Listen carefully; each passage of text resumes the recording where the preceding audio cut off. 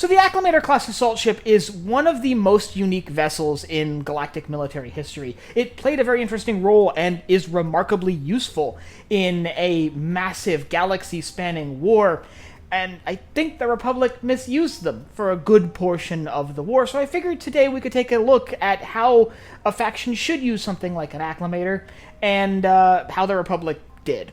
I'm Colin, and this is Sci-Fi Deep Dive.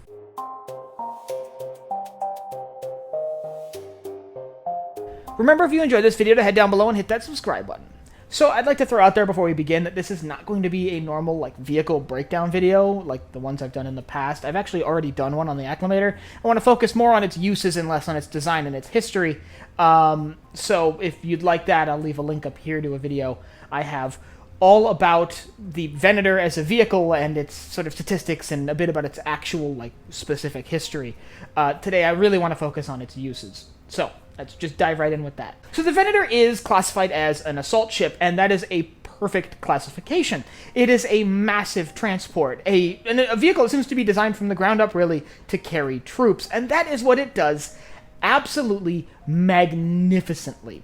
It is capable of carrying a vast number of clone troopers, whole units of clone troopers, and then bringing them directly to the surface of a planet, landing and deploying ground vehicles, heavy ground vehicles, directly from the capital ship, making them a remarkably useful transport as long as they have a large enough cleared landing area, which they can do effectively by dropping gunships through a trapdoor in the bottom of the vessel to deploy small units to the ground to clear out a landing area for the larger vessels. We see this time and time again as the perfect use for these vessels. They're massive landing craft and huge interstellar transports, and they're surprisingly fast. The one thing they can't really do effectively is direct ship-to-ship combat. And that's where things get a little bit wonky, because in the early days of the Clone Wars, the Republic seemed to like to put these right into harm's way. They seemed to pretty quickly realize that these should be treated more like unarmed transports as opposed to smaller capital ships. But in the early days, the Republic did have this idea that the Acclamator-Class Assault Ship was just a smaller Ventor that didn't have as big of a hangar bay. And it absolutely isn't. The Acclamator has a much lighter weapons complement, and while in Legends it was a little bit more impressive, in Canon it really is built to be a dedicated transport, like what we see during battles like Ryloth and the Second Battle of Geonosis. The Acclamator is perfect for moving Republic troops, and specifically for bringing those troops directly to the surface of a planet. The main role of an Acclamator should be, once you've cleared the space lanes and removed all major threats and secured a key ground landing area, that you can bring these in and these deploy the big guns. This is how Republic troops really get to the battlefield, and that's the role that they should fill, not combat vessels. And once again, by the midpoint of the war, the Republic seemed to really get the message on this, but in the early days, it was a bit iffy. Now, I'll cut him a little bit of slack, because it sounds like the Ventor was a little bit late to the party and showed up a few weeks into the war, but beyond that, they really shouldn't have been using the Acclamators for ship-to-ship combat at all. But furthermore, I would venture to say that an Acclamator really shouldn't be landing the first wave of troops either. We see time and time again, all the way through to the end of the Clone Wars, that the Acclamators would descend into the atmosphere and drop gunships to secure landing areas.